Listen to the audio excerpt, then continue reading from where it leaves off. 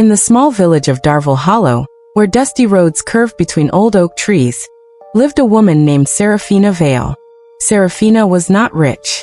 She did not own land, jewels, or a large home. She owned only a tiny wooden cottage, 2 worn dresses, and a heart so vast that it could carry the pain of the world. Her husband, Orion Vale, died when their son Cassian was only 3 years old.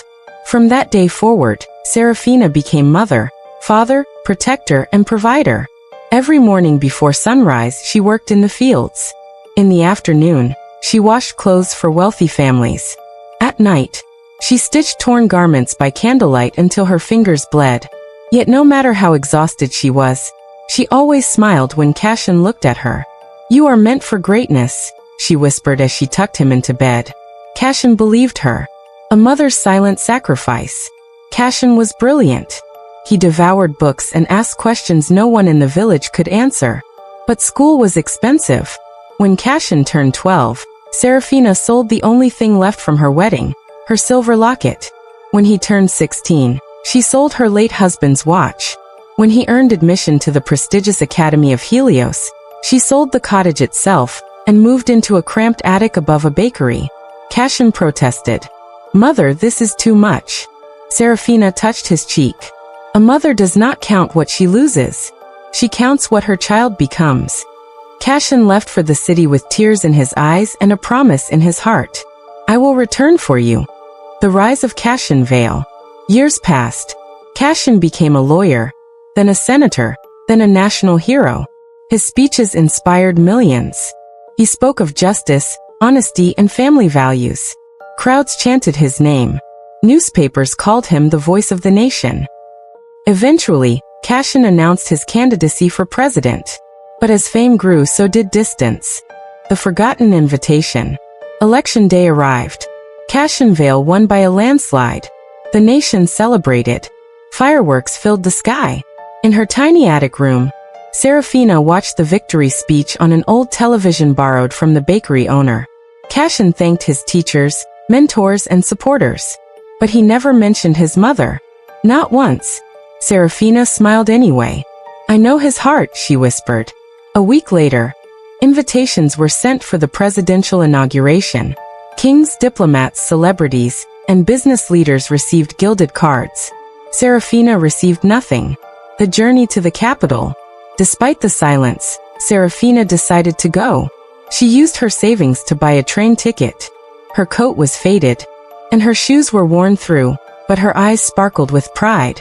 At the gates of the presidential palace, guards stopped her. Invitation. "I am his mother." The guards laughed. Many people had made such claims before. Seraphina reached into her pocket and handed them a fragile photograph. It showed a young Cassian standing beside her in patched clothes, both smiling. One guard softened. He sent the photo inside. The president's decision. Cassian was preparing for a meeting when the photograph was placed on his desk. His hands trembled. He stared at the image. His mother's loving face. The patched shirt. The memory of her bleeding fingers sewing by candlelight. The silver locket she sold. The attic room. The promise he had broken. For the first time in years, Cassian saw what success had cost. Without a word, he ran. Past advisors. Past reporters. Past world leaders. He sprinted down the marble stairs. The reunion that stopped a nation. Outside the gates, Seraphina stood alone. Her shoulders were bent with age. Her hands shook. Cassian fell to his knees before her. "Mother, forgive me." Tears streamed down his face. Cameras flashed. The entire nation watched live. Seraphina lifted his face as she had when he was a child. "There is nothing to forgive," she said softly. "A mother's love does not keep score." Cassian sobbed in her arms. At that moment, he was no longer the most powerful man in the country. He was simply a son who had found his way home. The most powerful speech of his life. During his inauguration, Cassian broke from his prepared remarks. He took Seraphina's hand and brought her to the podium. "This woman," he said, voice shaking, "slept hungry so I could eat. Sold everything so I could study. Waited years for a son who forgot where he came from." He turned to her. "My greatest title is not president. It is Seraphina Vale's son." The crowd rose in thunderous applause. Many wept openly. A mother's final gift. Seraphina moved into the presidential residence, but she remained humble. She baked bread for the staff. She mended torn uniforms. She greeted every worker by name. 2 years later, she fell ill. On her final night, Cassian held her hand. "Everything good in me came from you," he whispered. Seraphina smiled. "Then keep being kind." Those were her last words. The legacy of the forgotten mother.